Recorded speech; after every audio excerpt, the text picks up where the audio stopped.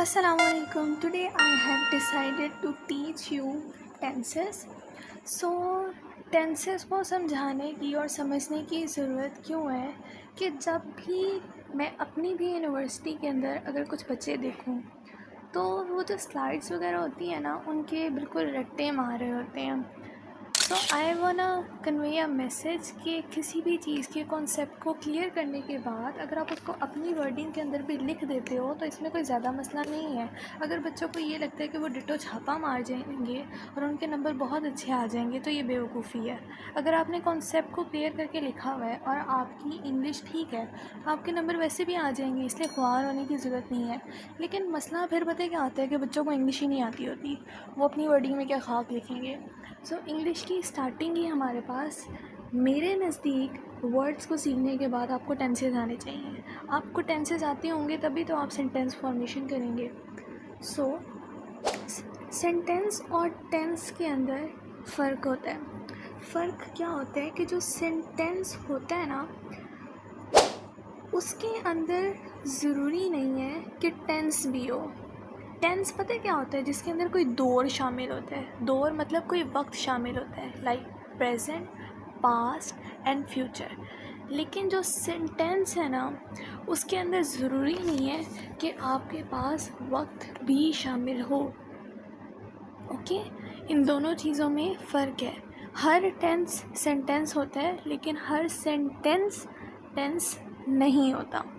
सो अब इन सारी बातों को छोड़ के हम लोग डायरेक्ट आते हैं टेंसेस की। बेसिकली हमारे पास 3 एग्ज़ाम होती हैं। 3 एग्ज़ाम कैसे होती हैं? प्रेजेंट टेंस, पास्ट टेंस और फ्यूचर टेंस।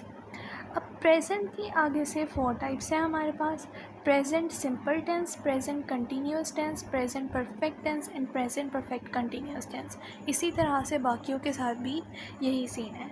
अब हम लोग देखते हैं कि प्रेजेंट सिंपल टेंस को कैसे करते हैं। सब्जेक्ट प्लस वर्ब की फर्स्ट वर्ब हमने लगानी है plus subject. For example, I go to school, मैं स्कूल जाती हूँ। इसका नेगेटिव कैसे होगा? मैं स्कूल नहीं जाती, हम लोग क्या कैसे लिखेंगे? I do not go to school. I के साथ डू यूज़ होगा। डू को हम लोग प्लूरल के साथ यूज़ करते हैं, वैसे आई सिंगुलर है लेकिन आई का रूल है कि हम उसको उसके साथ डू यूज़ करते हैं। आई डज कभी भी नहीं होगा। ओके, सो अगर हम इसको इंटेरोगेटिव के अंदर लेके जाते हैं, लाइक क्वेश्चन पूछने की तरफ लेके जाते हैं, तो मैं क्या कहूँगी? Do I go to school. इस तरह से हमारे पास ये वाला प्रेजेंट सिंपल टेंस होगा। आगे क्या आता है? Present continuous tense. इसको कैसे करेंगे? Subject plus is are am plus verb, उसके साथ आई एन जी लगेगा plus object. For example, I am studying English, मैं अंग्रेज़ी पढ़ रही हूँ। इसका नेगेटिव कैसे होगा? I am not studying English. Interrogative कैसे होगा? Am I studying English. Am I के साथ यूज़ करते हैं, इज़ सिंगुलर के साथ यूज़ करते हैं। Okay, she is going to school. Are plural के साथ होगा, they are going to school. Okay, उसके बाद आता है परफेक्ट कंटिन्यूअस। इसका फार्मूला क्या होता है? Subject plus has have plus been plus verb, उसके साथ I N G plus for since और plus object. For example, I have been studying for 3 hours, मैं 3 घंटों से पढ़ रही हूँ। इसका नेगेटिव क्या होगा? I have not been studying for 3 hours. और इंटेरोगेटिव क्या होगा? Have I been studying for 3 hours. इस तरह से हम लोग इसको लेके चलते हैं। उसके बाद हम लोग आगे जाते हैं पास्ट के ऊपर। पास्ट की भी आगे से वैसे ही 4 टाइप्स हैं: सिंपल, कंटिन्यूस, परफेक्ट और परफेक्ट कंटिन्यूस। सो इसके अंदर सिंपल का फार्मूला क्या होता है? Subject plus verb second form, verb की सेकंड फॉर्म और साथ object. For example, I went to school, मैं स्कूल गई। ओके, और इसके जो क्वेश्चंस और नेगेटिव के अंदर होता है उसके अंदर हम लोग डिड यूज़ करते हैं। For example, I did not go to school या फिर did I go to school. उसके बाद आता है इसका कंटिन्यूस। कंटिन्यूस को कैसे यूज़ करेंगे? Subject plus was verb plus verb plus I N G plus object. इसकी एग्जांपल है I was studying English, present में क्या था, आई एम, इधर क्या डिफ्रेंशिएशन होगी, was, I was studying English. ठीक है। उसके बाद अगर इसका नेगेटिव है तो I was not studying English. अगर इसका इंटेरोगेटिव है तो क्या आएगा, वॉज है स्टडिंग इंग्लिश। वॉज सिंगुलर के साथ यूज़ होगा और वर्ब प्लूरल के साथ यूज़ होगा। फिर आता है past perfect, subject plus had plus verb plus third form plus object. I had eaten breakfast. ठीक है, वहाँ पे है वो आता ना, यहाँ पे हैड हो गया। छोटी छोटी सी चीज़ें जिसको बच्चों ने हवा बनाया होता है। तो हम लोग अब क्या लिखेंगे, अगर इसका नेगेटिव होगा I had not eaten breakfast, और अगर इंटेरोगेटिव होगा मतलब सवालिया सेंस होगी तो क्या होगा, हैड आई ईटन ब्रेकफास्ट। फिर आगे आता है past perfect continuous tense. Formula कैसे आएगा, subject plus had been plus verb plus ING plus since for plus time.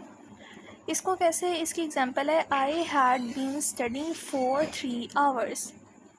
ठीक है, और इसका नेगेटिव क्या होगा, I had not been studying for 3 hours.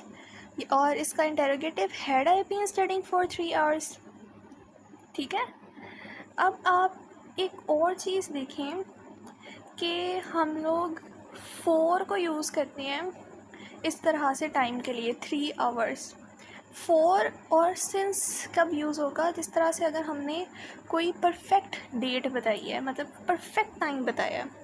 ठीक है, अब ये हमें 3 आवर्स कौन से भाई, तीन घंटे, कब के 3 घंटे, कौन सी डेट के, कौन से महीने के, कुछ नहीं ना पता।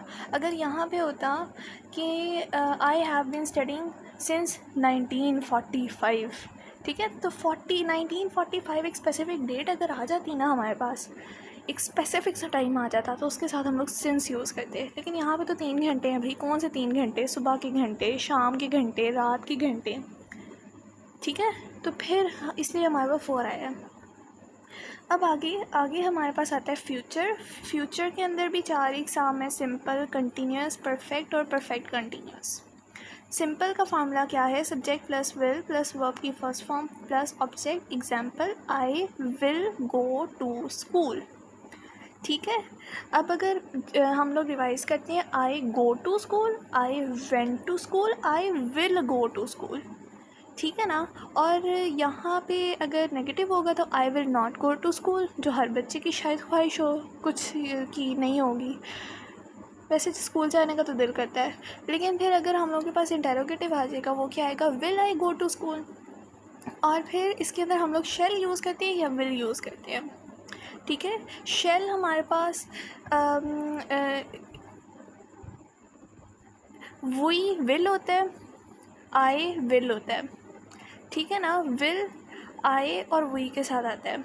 और शेल तब भी आता है हमारे पास जब हमारे पास कोई कंपल्शन होती है।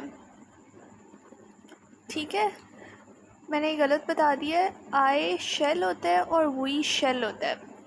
लेकिन जहाँ पे हमारे पास कंपल्शन आ जाती है ना, वहाँ पे फिर हम लोग इसको उल्टा हिसाब कर देते होते हैं। आगे हमारे पास आता है कंटिन्यूस। कंटिन्यूस के अंदर क्या होता है, subject plus will shall plus be plus verb ING वाली फॉर्म प्लस ऑब्जेक्ट। ठीक है, एग्जांपल क्या होगी, I will be studying English. ठीक है ना, मैं अंग्रेज़ी पढ़ रही होंगी। नेगेटिव क्या होगा, I will not be studying English. Interrogative क्या होगा, will I be studying English. Perfect कैसे आएगा इसका, कि subject plus will shall plus have plus third form of verb plus object. और इसको हम लोग कैसे, इसकी एग्जांपल होगी, I will have eaten breakfast.